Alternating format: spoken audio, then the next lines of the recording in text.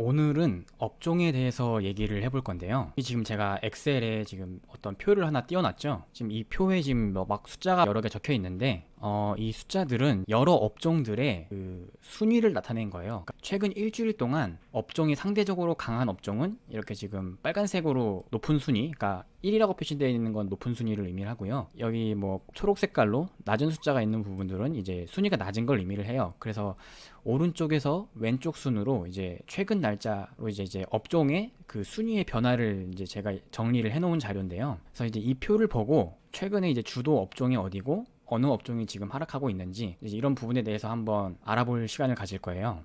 최근에 이제 좀 주목해서 좀 봐야 될 부분이 있는데요. 여기 지금 아래 부분에 중간에 아래 보시면 여기 빨간색으로 이렇게 높은 순위 표시되어 있는 부분 보이시죠? 뭐 10월 초, 그러니까 이번 달 초반이었죠. 이번 달 초반에는 어떤 업종이 강세를 보였냐? 화학과 에너지, 그러니까 뭐 그린 뉴딜이라고 해서 이제 그린 에너지 관련된 에너지 업종들이 강세를 보였고요. 이제 최근 들어오면서 이제 지수가 좀 조정을 받으면서 상대적으로 순위가 밀린 것을 볼 수가 있어요. 지금 보시면 빨간색에서 파란색으로 순위가 점점 내려왔죠. 자, 그러면 최근에는 어떤 업종들이 상대적으로 좀 강세를 보였냐? 뭐 이렇게 보시면 여기 상단에 여러 가지 업종들이 있죠. 최근에 이제 관심 있게 보고 있는 업종은 섬유 및 의류 업종과 유통 업종이에요. 이 두 업종을 최근에 관심을 가져봐도 좋을 것 같습니다. 사실 이 두 업종은 주목을 받지 못했어요. 지금 보시면 최근에는 이렇게 빨간불로 높은 순위를 상대적으로 이제 강세를 보인 것을 볼 수 있는데, 지금 이전을 보시면 그렇게까지 강세를 보이지 못했었죠. 이 자료를 좀 심플하게 정리를 해본 건데요. 지금 여기 지금 이제 그 업종의 등락률, 업종의 종목들의 평균 등락률 순위를 나타낸 거예요. 제가 시총 뭐 상위 기업들 위주로 이제 평균을 낸 건데 3개월 등락률 기준으로 한번 볼게요. 3개월 등락률 기준으로 보면 이제 뭐 최근에 자동차나 화학, 에너지 뭐 이런 기업들이 강세를 보였죠. 그래서 좀 더 짧게 해서 최근 일주일간, 최근 5일 정도에서는 어떤 기업이 강세를 보이기 시작했냐? 보시면 이제 뭐 유틸리티 금융 있고 위에 상단에 유통과 섬유 의류가 보이죠. 그래서 오늘은 이 유통과 섬유 의류에 대해서 좀 알아볼 거예요. 이제 이렇게 간단하게 이제 데이터를 이용해서 최근에 이제 어떤 업종이 상대적으로 강세를 보고 있나 알아보았는데요. 먼저 이제 의류 업종의 종목들을 몇 개 한번 살펴볼게요. 이렇게 한 4개 정도 기업을 의류 업종에서 한번 볼 건데요. 이 기업들이 최근에 주가를 보시면 흐름이 굉장히 좋아요. 자, 먼저 더 네이처 홀딩스 최근에 10월 들어오면서 굉장히 강한 모습을 보이고 있죠. 한세시럽도 최근에 꾸준히 긍정적인 모습을 보이고 있고, FNF도 10월 들어서 좋은 모습을 보이고 있죠. 그리고 휠라홀딩스도 마찬가지로 이렇게 보시면 이제 섬유 의류 업종들이 주가 종목들이 대체적으로 지금 강한 모습을 보이고 있어요. 그리고 이제 유통 업종들도 한번 볼게요.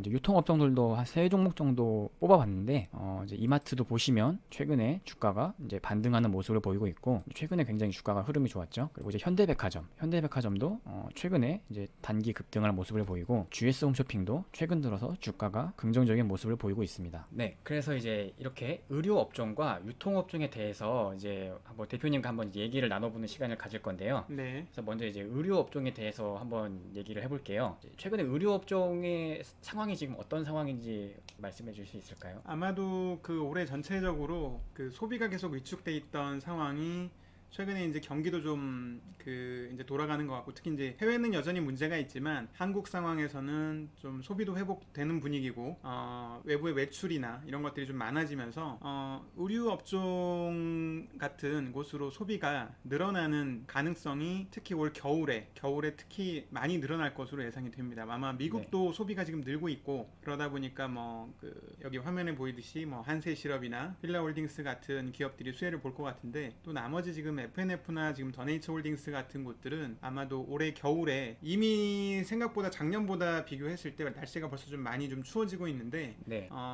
전통적으로 이 두 기업은 4분기 실적이 그 연간 분기 실적에서 가장 최고치를 찍는 경향을 보여주고 있는데, 아마도 이런 경기 회복에 따른 어떤 소비 증가와 함께 또 약간 좀 쌀쌀한 날씨가 좀 빨리 오면서 그 좀 추운 옷, 그 겨울용 옷에 대한 수요가 폭발적으로 아마 지금 느는 조짐들이 이미 좀 보여지고 있기 때문에 추정컨대 아마 4분기 실적이 상당히 두 기업 모두 다 잘 나오지 않을까 예상됩니다. 지금 이제 이렇게 지금 골라진 업종을 보니까 네. 공통점이 대표적인 콘택트 업종에 가까워요. 그렇죠. 사실 그동안은 이제 언택트 기업들이 굉장히 강세였잖아요. 네. 그래서 어떻게 보면 지금은 이제 그 이런 콘택트 업종이 싸질 만큼 싸진 게 아닌가? 네. 좀 그런 관점에 대해서 어떻게 생각하십니까? 해당 부분에 대해서 매우 공감하고요. 네. 어떻게 보면은 이제 여전히 우려하시는 분들은 그런 우려들을 합니다. 그러니까 코로나 상황이 여전히 지금 해소가 된 게 아니고 또 여전히 경기가 문제가 좀 생기지 않느냐라는 의견들도 있는데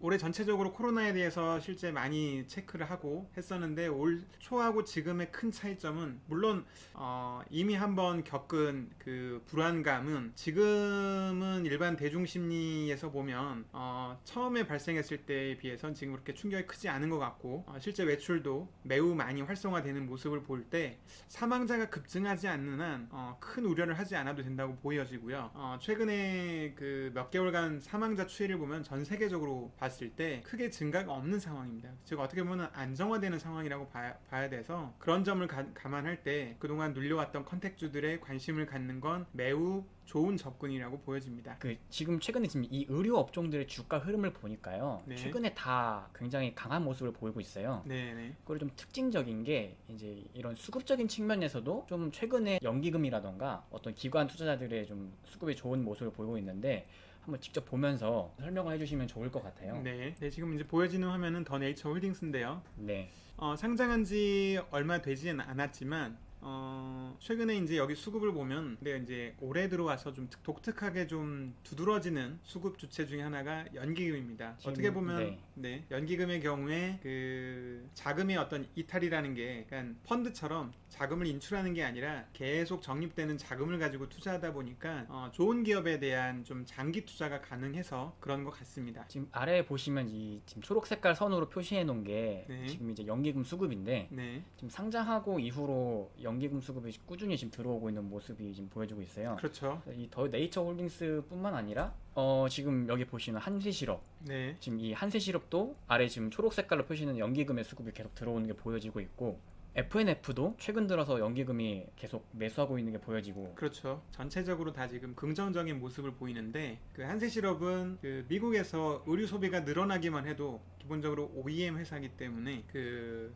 미국에서의 의류 소비가 늘면 직접적인 그냥 바로 수혜가 되는 기업 중에 하나입니다. 그래서 아마 한세시럽에 대해서는 좀 긍정적인 수급이 보여지는 것 같고요. 그리고 이제 처음에 보여주셨던 더 네이처홀딩스와 FNF는 그 4분기 실적이 매우 좋은 뭐 길어지면은 1분기까지 실적이 좋을 수 있는데 어쨌든 4분기 실적이 뭐 심한 경우에 연간 전체 수익의 뭐 절반에서 4분의 3 정도의 이익이 거의 이 4분기에 몰리는 특성을 보이고 있는데 이번 겨울이 이미 좀 쌀쌀한 느낌이 좀 많이 느껴지고 있기 때문에 두 기업 모두 상당한 수혜를 볼 가능성이 높다고 보여집니다. 네 가지 종목을 간단히 봤는데 네. 이 중에서 가장 베스트 하나 기업만 뽑자면 어떤 기업을 뽑고 싶으신가요?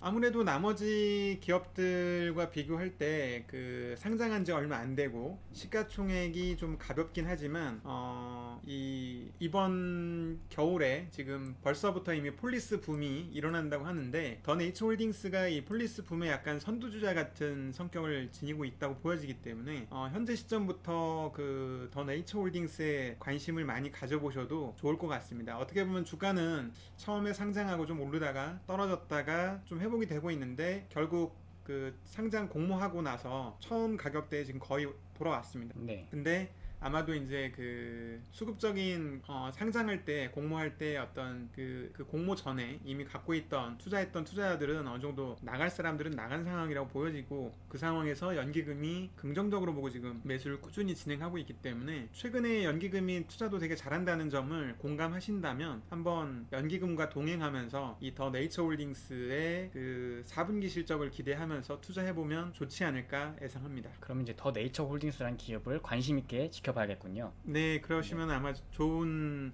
이번 겨울을 좀 따뜻하게 보내시는데 도움이 되지 않을까 싶습니다.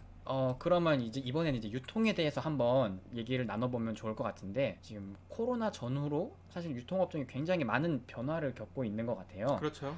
그래서 지금 이렇게 대표적인 종목 3개 정도를 지금 뽑아왔는데 네. 이 종목에 대해서 한번 얘기를 나눠보면 좋을 것 같아요. 네. 그래서 먼저 이마트에 대해서는 어떻게 보면 좋을까요? 이마트가 기존에 이제 오프라인 매장에서는 사실 오프라인 유통에서는 롯데와 이마트가 약간 양대 강자로 양대 산맥으로 경쟁을 많이 해왔었는데 올해 들어서 그 이마트는 많은 약진을 거둔 반면에 롯데는 뭐 실적 측면에서의 뭐 더 좋고 나쁨을 떠나서 소비자 어떤 브랜드 인지도나 온라인 서비스, 온라인에 대한 구매나 온라인 쇼핑몰 이런 측면에서도 보면은 이마트가 훨씬 많은 성장을 이룬 것 같고요. 그 실질적으로 오프라인 매장과 온라인 매장 두 군데 모두 다 그 가장 1위의 강자라고 하면은 현재로서는 이마트가 손에 꼽히는 것 같습니다. 홈쇼핑 같은 경우에는 최근에 이제 그런 집에 오래 있게 되는 환경 때문에 네. 아무래도 TV 시청이 늘면서 좀 더 수혜가 있지 않았나 그런 생각이 좀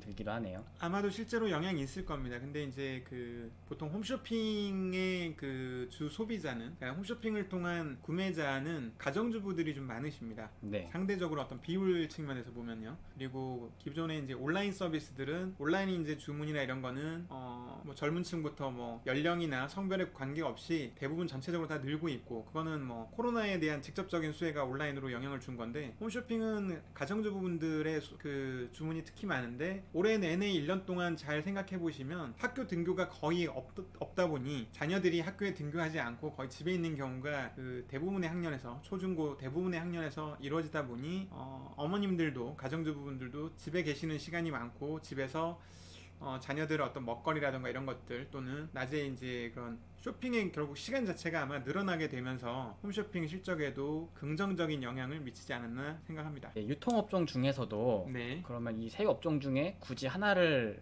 봐야 된다면 어떤 업종을 집중해서 보는 게 좋을까요? 아마도 지금 상황에서는 최근에 그 지배구조 부분도 정리가 되고 그 실적이라던가 온오프라인 모두에서 매출 성장이 두드러지게 보이는 이마트에 좀 주목을 해보시면 좋을 것 같습니다.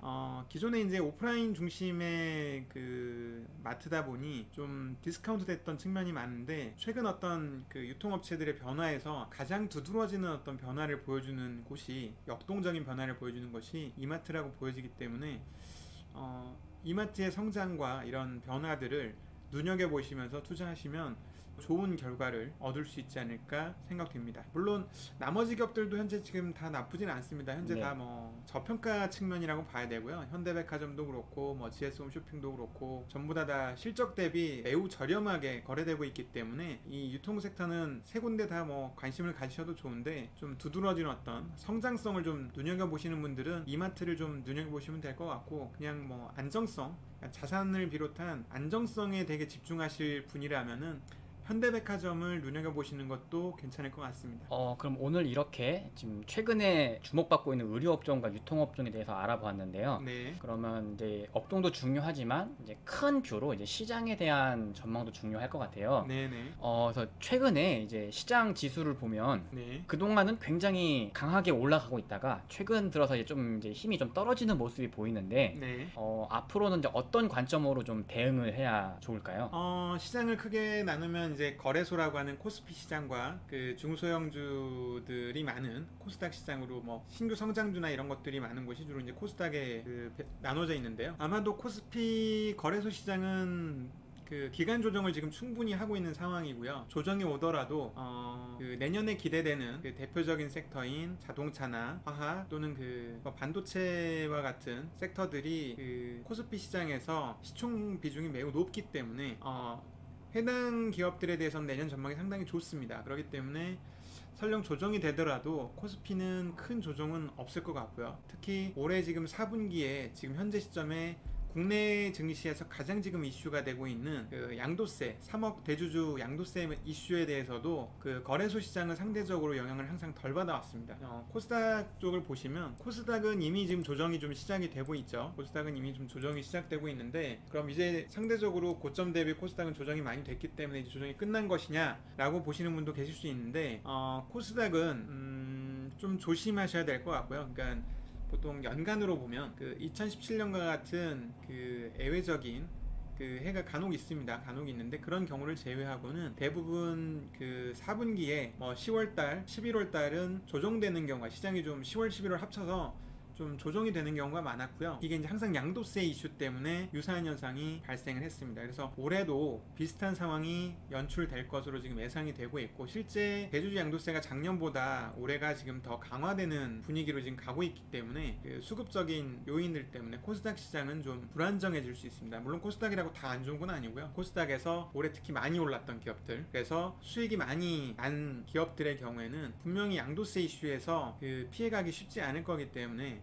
지금부터 해당 기업들에 대해서는 좀 단기적으로 좀 조심하시는 게 좋을 거라고 보여지고요. 내년까지 보시면 그 현재 현금이 많으신 분들은 그런 조정되는 상황에서 그 알짜 기업들, 뭐 이렇게 소개해드렸던 기업을 포함한 알짜 기업들을 저렴하게 매수할 수 있는 기회로 보시면 좋을 것 같습니다. 코스피는 상대적으로 좀 잘 버틸 가능성이 높다. 그렇죠. 그리고 코스닥은 상대적으로 단기적으로 조금 이제 리스크가 있으니 좀 네. 보수적으로 접근할 필요가 있다. 네, 보수적으로 좀 뭐 비중을 현금화를 좀 하시면 뭐 하셔도 되고, 안 그러면 뭐 현금이 많으신 분들은 추가 매수 시점을 좀 천천히 가져가시면 좋을 것 같습니다. 그럼 오늘은 이렇게 그 유통과 의류 두 업종에 대해서 알아봤고요. 네, 그리고 간단하게 이제 시장 전망을 해보았습니다. 네, 그래서 오늘 말씀해주신 대표님 감사드립니다. 네, 수고하셨습니다.